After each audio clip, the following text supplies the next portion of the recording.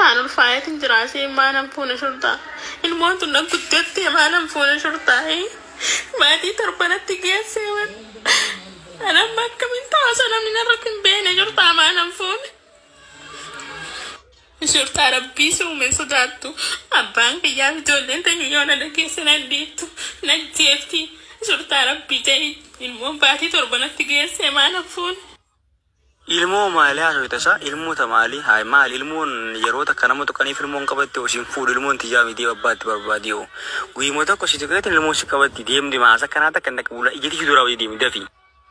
Sama naan jette baati sadi boodaan si fuudha naan jette osoo har'a boru naan jette asiin na deemti amma ilmoon natti hafnaan akkana naan jette.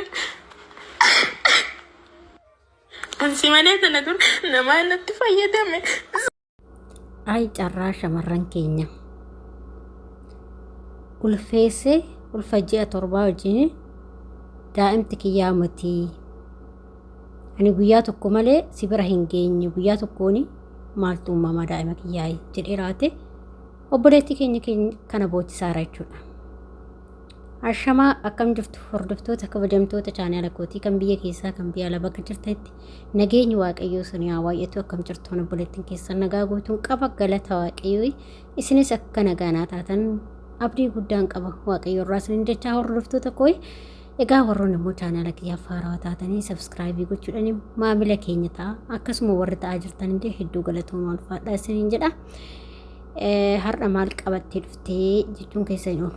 Akkuma viidiyoo dura isin jalqaba isin irratti agarsiise obboleettiin keenya tokko ka hedduu takka boossi maaliif daa'ima ulfooftee ulfajji'a torbaa wajjin si fuudha jedhee dura attaallalee waan hedduu godhee saniin booda ilmoon garaattamnaan xiyyaamatii jedheen jechuudha daa'ima ulfataati jennaan ilmoon xiyyaamatii jedheen jechuudha. Dhugaa dubbachuudhaaf mee ilaalaa obboloota koo. Dhugaa hedduu takka nama gaddisiisa wanti namni keenya namarratti raawwatu keessattuu dhiironni keenya dhiirri Oromoo wanta ijoollee keenya shamarran irratti raawwatu hedduudha. Maal akka ta'e hin beeku. Isin qoy warri dhiirotaa kun cubbuu sodaatanii yoo dubartii takka fuudhuu baattan maal gootuu ishee wajjin hin ceestu maal gootu jechuun shamarriin attaallalamtu tunis amma attaallalamtee akkana jedheeni itti fakkeesse si fuudha jedheeni akkas godhe garuu warrumti dhiiraa kun sammuun qabdanii gaafa dubartiin takka isiniif abboomamte gaafa isheen garaa isinii laafte isin irratti taphattanii gatuu kana maalidha waaqayyoo sodaattanii rabbii keessa isin uume sodaattanii warri dhiiraa kun dhugaa hedduu nama gaddisiistu warri dhiiraa tokkollee jechuudha. Gisee tokko warri dhiirallee hedduu nama gaddisiistan isinitti gaddina jechuudha. Dhiira saba biraa osoo ta'e akkanatti har'a dubartiin boochisu garuu isin keenyuma kanatu dhiiruma Oromoo kanatu yeroo hundumaayyuu shamarran keenya boochisa jechuudha. Maaliif bakka erga fuune maasii godha wanti akkatti ishee irratti raawwatti gatta dirqama immoo ergatu goote maal gottee ilfashii ulfa wajjin ulfatti gatta dura si fuudhattee itti fakkeessitee waa hundatti fakkeessitee irratti taphattee jechuudha. Ani waan biraan jedhu warri dhiirotaa kun waaqayyoo isin haa ol kaa'u kan dubartii irratti cubbuu hojjechaa jirtan rabbiin isin haa ol kaa'u waaqayyoo isin haa ol kaa'u. Ulataa isin ijoollee keenya shamarranii boochistan gamaa gamana amma takka tani kalee malee dhengada viidiyoo irratti hojjetu sunillee akkasitti boochi ulfa hojii sagaliitiin maali ofuma keessaniif hin taasisabdanii maali yoo ilmoo keessan dhalchatanii ulfatti gattanii maal isinitti maal fakkaata yoo dubartii boochistan fi dubartii irraa alattanii yoo gaafa dubartii boochistan isinitti dhagahamu warri dhiiraa kun hay gara jabeenya keessan kana rabbi namaa kennin garee jabeenya akka keessanii kana dhugaa rabbi dhugaa hedduu takka na gaddisiise jechuudha. Maaliif dubartiin akkuma harmi ishee irraatu qalbiin ishee irraatedha. Eeyyan ishee si jaalannaan akkas wajjin ta'uu dhatte ati garuu qilleessa irratti shiqatte. Baay'ee nama gaddisiisa. Anamma silaa warri dhiiraaf hin beektanii sammuun keessan qaata gaazii fixee anamma warra shamarranii silaa osin gorsanis isinis wanna takka sanis sanuma isinillee homa isinis homa horuma taatan homa waan horuma taatan dhugaa rabbi jechuudha. Wanumti hundi isin irratti taphachaa deemu. Warii agartanii warii amma yeroo warii tokko wanna jedhu sa'a takka hundi korma hundatu ari'a.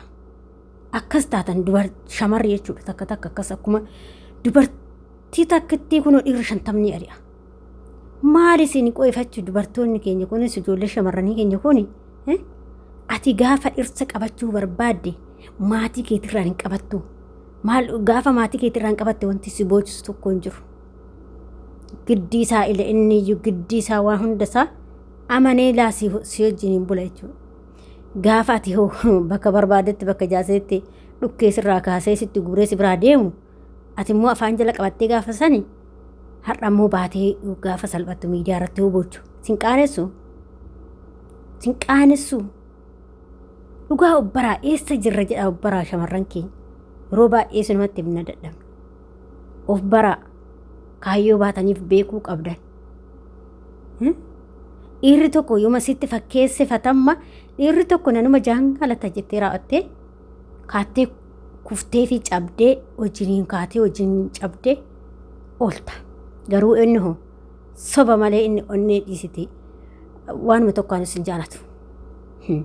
Inni dhiirri fedhuma foonii qofaaf si jaalate malee inni si fuudhee yookiin haadha manaa naa taatee jireenya keenya waliin boruu barreeffanna siin jedheeti miti. Garuu sitti fakkaachuu danda'a obboleetti koo. Kanaaf obbaruu qabdan.